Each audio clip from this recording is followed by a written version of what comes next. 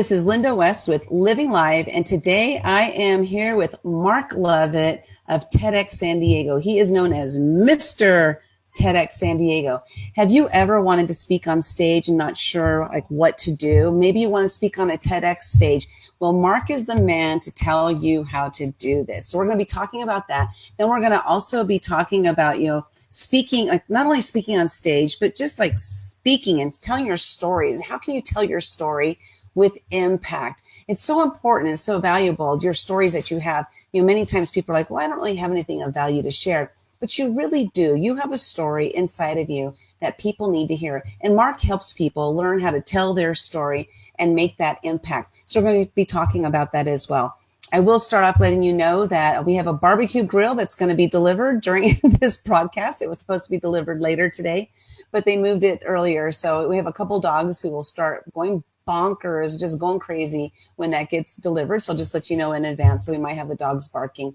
And then also, if you know anybody who is a speaker, anybody who aspires to be a speaker, please share this video out with them. Share it on their timeline or tag them here in this video here. Normally, I don't ask people to tag people because I don't really believe in doing that, but this is value that you're going to be able to give to them. So you want to make sure you share it with them. Sharing is caring. So this is Linda West. And again, welcome, Mark. I'm really excited to have you here today. We're doing round 2. We tried it last week and the internet service wasn't good enough where we were. So we, put it to this platform and here we are today. Mark, welcome to the show. It's an honor to be here, Linda. Thanks for having me.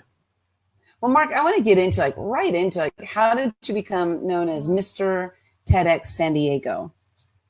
I guess it's because you said it, so that must be true. I've been it's on the internet. It's true. Yeah, I've been organizing TEDxSanDiego for the past 5 years, and we've put on a number of events.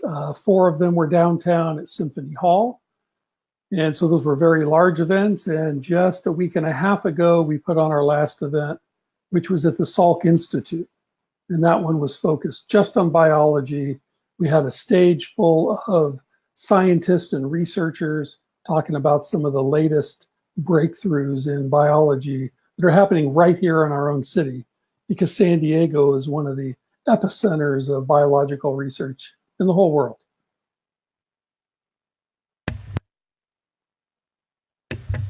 And periodically, I'm going to look down to make sure my microphone isn't muted because I can't see. So as far as doing TEDx, how did you get into TEDx? I know it was by kind of like one of those, you had your arm tied kind of thing. So why don't you tell the story about how you got into, doing the TEDx thing? Well, it's like everything in my life. It was purely an accident. It was never on my to-do list, nothing that I planned. But I was consulting for an individual who ended up starting TEDxSanDiego back in 2010. For people who don't know, the TEDx program was just initiated in 2009. So TEDxSanDiego was one of that first wave to come through. And so I saw his event and watched the speakers on stage, and I saw how amazing it was. Kind of like the difference between a rock concert and a music video. The energy's different, you're right there, the speaker's looking at you. And so a couple years into his event, he asked me to co-organize for him, to be his number 2. And I did that thinking, hey, what's the risk? And then when the show was over, he slipped something into my glass of wine, and I woke up the next day and I had the license of San Diego. So I've been putting on TEDxSanDiego ever since.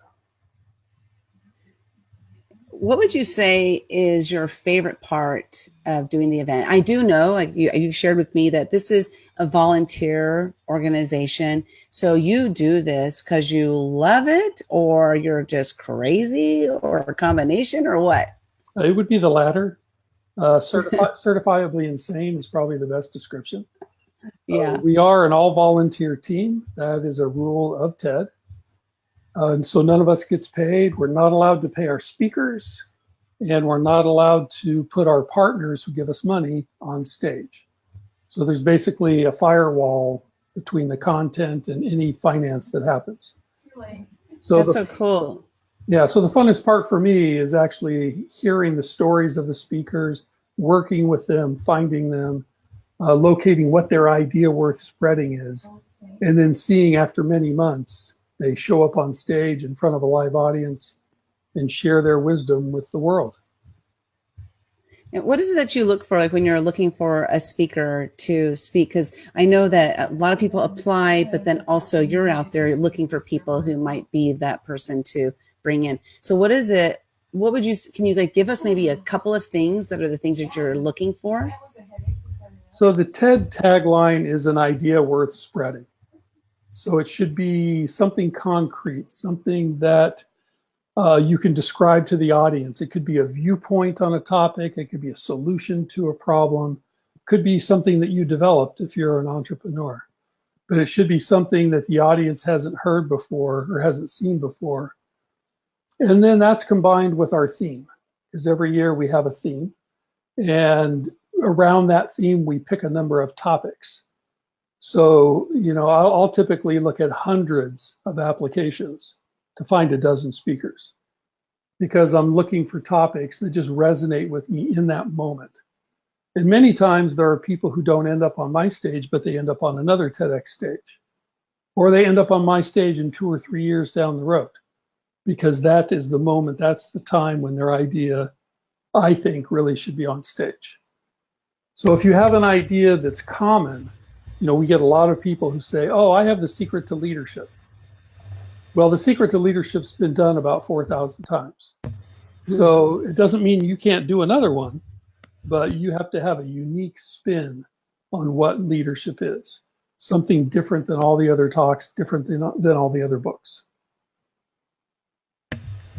And would you say that most of your people come in then through the application process? And if so, how can somebody apply to be a TEDx speaker? And do you recommend that whether you think you have that new idea or not, that you should apply? Because I don't want like you to get flooded with a whole bunch of people who maybe aren't ready yet. But what do you think about people just applying to see if maybe you guys say, this person is ready? Well, part of the application process, and you can apply on our website at TEDxSanDiego.com. It's right under the Participate tab. But what we look for is someone who has a very clear idea that they want to spread. So you really have to know what you're going to talk about before you should spend any time applying. Otherwise, we'll look at it and say, so what? They don't have an idea that we think our audience would want to hear. We open our form all year long, so people can apply anytime. Last year, there were 3,800 TEDx events in 170 countries. So they're all over the world. So like I said, many people that I know have ended up on other stages. I was in Wilmington, Delaware last year watching one of my clients speak. Another one's going to be speaking at TEDx Santa Barbara in a month or so. So it depends on those organizers and what they're looking for, because every single TEDx is independently run. We all look for our own speakers. So there's no way to apply to every TEDx in the world. There's no central repository. You have to do some homework and figure out where you want to speak, and then figure out how they set up their application process. Okay, so then with all the different locations that there are, the opportunities to speak out there, you just Google TEDx and find out where all the different websites are. Go find out what their theme is, and if you fit that theme, then apply for it. Would that be like the simplicity of it? That's one way to do it. For simplicity. Yeah. You can go to the TED website at TED.com. Okay. And I think there's a tab on there that says attend, and there'll be a menu item for TEDx. And you go to that, and it'll show you a map of the entire world, and it'll show you every single TEDx event that's coming up. And there's a little tab on that page that shows you every TEDx event that's ever happened. So you can select, and it's kind of limited on what you can do, but you could put in California, and it'll show you just events in California. Or you could put in Portugal or France. Some people who are bilingual or have heritage in another country, sometimes those organizers are open to finding an American speaker to have them on their stage. For example, there was someone here locally who was on my list of, hey, I'm going to watch this guy and maybe someday he'll be on my stage. And a year went by, and all of a sudden I get an email from an organizer in France that says, hey, one of my speakers says he knows you. And it was this guy that I had been tracking. So somebody in France found his project, found what he was doing, and said, come over here and do a TEDx talk. So that's great. Yeah, there's opportunities everywhere. Yes, you just don't know, right? So make sure you're prepared when you apply. It's not like, I've done some shoot in the dark kind of things. Like when I was working in corporate, I applied for jobs like, I don't think I'm qualified for this, but I'm going to apply anyway. So this is probably not one of those instances that I might want to do a shoot in the dark, right? I want to make sure I'm ready, that when you guys see my application, they're like, okay, we need to get her on our stage. Right. Because with a job application, you might say, I'm a PhD, I'm an astrophysicist, I've been doing this 20 years. And the employer says, wow, that's the kind of talent we want here to do a lot of things. With TEDx, you want that person to do one single thing, to get up on stage and have a great talk. So we're not looking for your qualifications other than, is this person well-versed in their subject? So for the event that we just did at the Salk Institute, 8 out of 11 speakers were PhDs, they were researchers, they were scientists, they were CEOs. They did this for a living. So they really knew their stuff and knew what they were talking about. Okay, cool. Now, you're watching the replay or you're watching live. If you have any questions, please post them in the comment below. And then Mark will get back to you on those at a later date. So go ahead and do that. And again, share this. If you know anybody who's interested in speaking on a TEDx stage, whether it's San Diego or some other part of the world, go and share this video with them, because they do, like he said, how many countries did you say? 170? About 170 countries. And there's also... Wow. So you think about it, there's lots of opportunities. Yeah, and there's different types of events. Go ahead. So TEDxSanDiego is what I would call a regular event. And those are all over the world. I've met organizers from Tehran and Mogadishu, as well as Singapore and Sydney. But there's also university events. So locally, we have TEDx UCSD and TEDx SDSU. So if your message would resonate more with a college crowd, then go search out those TEDx's. And there's even youth events. We're going to do a youth event in February, which is just going to be high school students. And that's high school students in the audience and high school students on stage. So depending on your message, there's both countries and cities, but there's also universities and even high schools. So as far as, like, let's say you have a student, how are they finding out about the TEDx for the students, the youth one? So the one that's going to be here in San Diego. Besides this. Yeah, yeah, exactly. Yeah. We are working with the superintendent of San Diego Unified School District, and we are going to reach out to, I think, 25 or 26 of their campuses and enlist some of their leadership to say, who wants to watch the event? Because we're going to have to pick students from all these different high schools. And then who has an idea worth spreading? And we haven't figured out yet how we're going to approach that, like an application process, probably a live audition. And from that, we'll pick 12 to 15 students to end up being on stage. So they're going to hear about it. Anybody who's a student at San Diego Unified, that'll come up.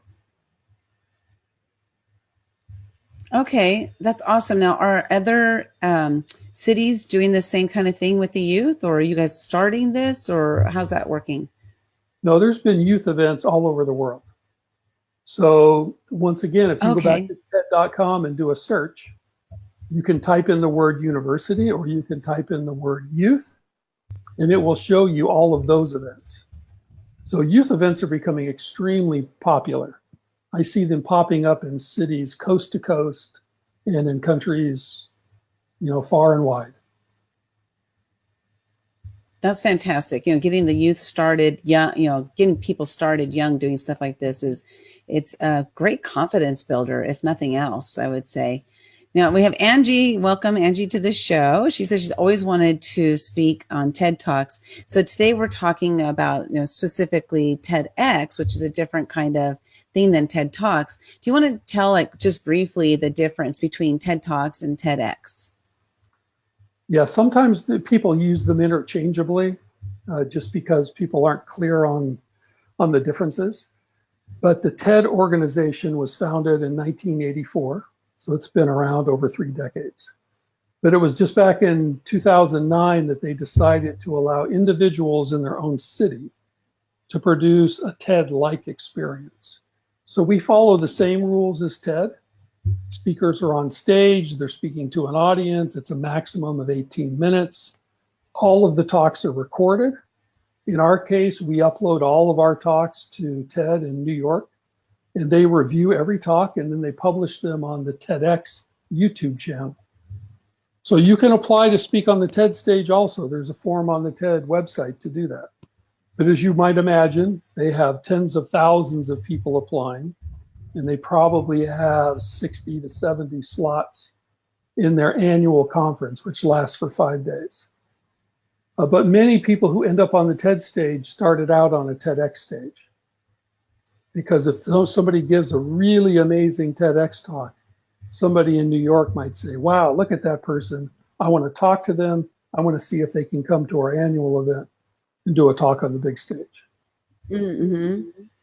And this is awesome because I know the volunteer organization, 600 talks last year alone, 170 countries. It's turned into this just really huge, amazing platform for people to have an opportunity to share their ideas that are worth spreading. So let's talk though about, I want to switch to the speaking part of it, because what I understand, and you can explain a little better on this, is that, well, first of all, you have, Storytelling with Impact is a company that you have. And so you want to talk about how you started that. And then I want to talk about how when people apply for TEDx and they're accepted, that there's an opportunity for them to be trained by you or somebody else on the TEDx staff, volunteer staff. Right. So everyone who speaks at TED gets a speaker coach, and they work with them for 3, 6, 9 months, even longer, to really hone in on what is the idea they want to spread, and then crafting a narrative that's going to get that idea delivered to the public who's in the audience, not just in the theater, but because the videos are published, people around the world are going to hear this story. So from a TEDx perspective, it's not a requirement to provide speaker coaches, but the majority of TEDx organizers do. So at TEDxSanDiego, with the event at the Salk, it turned out that I coached all 11 speakers because it was all on one topic of biology, and I wanted to be sure that the talks were different enough. But at my main event, we'll usually have 5 or 6 speaker coaches who will each take a couple of speakers and work with them from 3 to 6 months to really get their story down and get the rehearsal down so that they know how to deliver on stage. Even people who are professional speakers, a TEDx is different. It's a different type of stage, a different type of delivery. It's not a keynote speech. It's not a technical talk.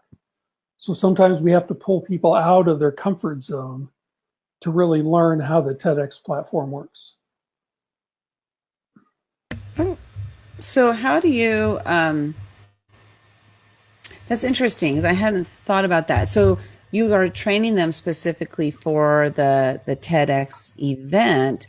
So does that mean that they wouldn't be able to pull that speech that you guys have helped them on to speak on other stages, or they can also incorporate that onto other stages as well? Well, they can tell that story or a similar story in other venues, but never on another TEDx stage. Oh. So this is one of the differences. If you're a keynote speaker, and I just coached a keynote speaker who's been keynoting for 25 years, we crafted a new talk around his new book, and now he's out on the circuit, and every week he's giving 2 or 3 keynotes with that same talk in front of all these different groups. Okay. That's a different format. With TEDx, because all the videos go online, you never, ever, ever want to see the same person giving the same talk 3 or 4 times, and all the videos come out and they're all the same. Right. So it's also typical that a speaker would never speak at more than one TEDx per year. So somebody like Let Simon. me ask you a question on that. Oh, go ahead. Go ahead. Go ahead. Well, I was going to say, I want to ask a question about that. Yeah, somebody like Simon Sinek, who a lot of people know. He actually spoke on our TEDxSanDiego stage in 2010. This was before he became uber famous and before TED discovered him and TED put him on their stage. So over the years, he's done, I think, 2 TEDx talks and 2 TED talks, but they're on different topics. Well, one's on kind of finding your why, another one's on leadership. So there are people who are authors, and every time they come out with a book, they'll craft a new talk and they'll try to get on a stage. So there are people with multiple TEDx talks, but the talks are very different. Okay, so that leads me to my next question, because you mentioned that for example, you mentioned the gentleman who has been a keynote speaker for 25 years, and then he comes to speak on your stage, and so you coach him. Just wondering, have you had any encounters with people, keynote speakers, like, oh, I don't need your training, I got this kind of thing? Just wondering, that kind of personality. Well, part of the selection process is that we interview every potential speaker. And we would never put a speaker on our stage that had that kind of attitude. And you run into it occasionally, but it's actually pretty rare. Most people understand that TEDx is different. And I've had people who have been speaking for decades, and they say, wow, I've really been looking forward to this. I don't want to give the same talk. I really want to learn how this new technique can help me give better talks elsewhere. Because the thing about TEDx is that it's not just a bunch of facts. It's a story. It's real data that happened, but it's wrapped in a story. So it's your experience, but it's told in a story format. It's more like a movie rather than a newspaper. And so everyone that I've ever coached comes away saying, this was amazing. I now have a whole new way to speak to audiences. Okay, no, that's fantastic. Now let's flip to storytelling with impact. You want to tell us how you started that and what you're doing with it? What do you see as the future for it? So half of my time is spent putting on TEDx events, which is all volunteer. And the other half of my time is my own business, which is storytelling with impact. And within that, I do a variety of things. I teach a class at UCSD Extension, which you can just Google UCSD, Storytelling with Impact, you'll find me. So that's a cool way for people to develop a story in 6 sessions in front of other people. So it's really fun. And then I do storytelling workshops with foundations, with corporations, where they want some of their employees to learn basics of storytelling. And then I do a lot of one-on-one coaching, which is when I take an individual and we work through a number of sessions to define the idea and then define the talk. And that came about just because of all my work with TEDx, that people kept asking me to do these workshops and to coach them. And so now I've left behind my corporate consulting work, and now that's all I do is storytelling of some form or another, from the moment I wake up till I collapse at night. Storytelling. That's so awesome. Did you ever that you were a storyteller, or was that again, you just kind of like discovered that through people asking you to help them? So I've always loved storytelling from the time I was very young. When I was 10 years old and I went to bed at night, I had this old AM radio that I had gotten for Christmas. So that's how old I am. I'm going back to AM radio. And there was a radio station that played these old radio dramas, things like The Green Hornet and The New Adventures of Sherlock Holmes. So I loved putting this little earpiece in my ear and having this announcer tell me a story that would basically put a movie into my head. I could see London on a foggy night, and I could hear the sound of footsteps coming down the street. And then to hear all the narration of Sherlock Holmes and these other characters. So from an early age, I had this respect for how storytelling can affect us. And then I spent decades in the corporate world, wearing a variety of hats, and at all times doing one type of storytelling or another within the company. So it came natural to me to do what I'm doing today. But the coaching one-on-one, I did discover that I have a unique ear to hear what people are saying and to kind of read between the lines and help them flesh out an even richer story. So the idea that we start with is very different than the complete narrative that we end up with. And it's a lot of fun.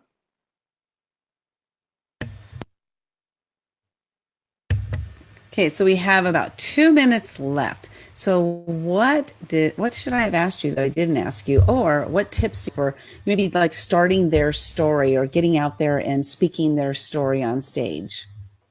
So I tell people they should live their passion all the time, whenever they can. So if you have a story to tell, or you think you're an expert at something, or you have something that can improve other people's lives, you should be telling that story wherever you can. At breakfast meetings, at conferences, at little groups that get together. I do speaking in front of a wide variety of folks. You know, I was at Startup Week San Diego. I get invited to speak at conferences now and then. So whether I get paid or not, I love the process of speaking because I want to talk about storytelling. I'm evangelizing storytelling, and it helps me become a better storyteller.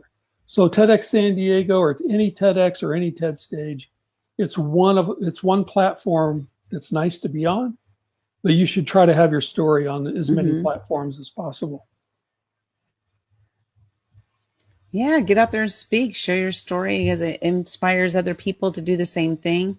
I'll just really quick story that, I'll tell a little story is that I was on a cruise ship, several years ago, probably about 10 years ago. And, they were doing karaoke and I had never done karaoke before. And I was like, I'll never see these people again. I'm going to go ahead and do the karaoke.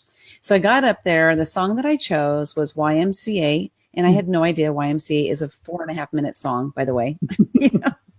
But I was up there and I was dancing, doing the YMCA dance and all that stuff. And I was so out of breath. And I was like, wow, this song is really long. But when it got done, I was known for the next 10 days because of a 10-day cruise as Lady. And so it's just kind of a fun thing to share. But here's what happened that was so absolutely amazing. And I had no idea because I was just up there, having a good time. There was a young man in the audience. He was about 16 years old, and he was there that night with his grandmother. And he got up on stage and sang. Now, it was atrocious. He was like very monotone, and you could hardly hear him, but he got up there and he did it. And his grandmother came up to me and said, you know what? Thank you so much. You gave my grandson the courage to get up there and sing. And I was like, wow, all I did is get up there and have fun. But he saw that I was not very good. Could get up there and do it because it wasn't like I was a Celine Dion or anybody like that. And it gave him that confidence. So each night of the cruise, he got up there and sang. By the 10th night, he was much better.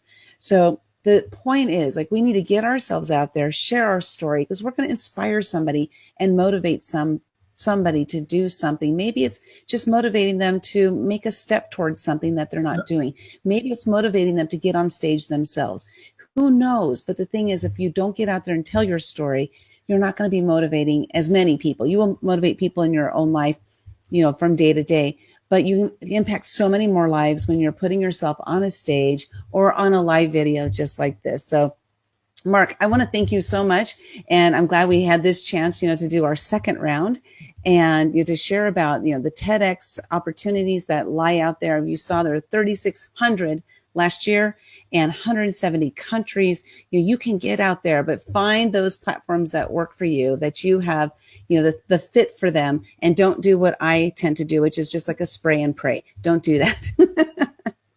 Good advice, Mark. Excellent advice. And really know your topic. Really be passionate about it. really have an idea that's articulate, that an organizer would look at and go, wow, that's something I want my audience to hear. Awesome. I love it. I love it. Now you can find Mark at storytellingwithimpact.com. I put it on the screen there, storytellingwithimpact.com. If you have any questions, go ahead and reach out to him. If you aren't sure if you want to reach out to him or not, reach out to me first, then I'll just make you reach out to him. So just go straight to Mark, And Mark, I look forward to seeing you around San Diego and finding out when the next TEDx San Diego is, and look forward to hearing like how I can volunteer to help your organization out. So thank you so much. This is Linda West with Living Live with Mark Lovett. He's Mr. TEDx San Diego and of Storytelling with Impact. You guys have a wonderful day now. Thank you so much. Bye-bye. Bye-bye.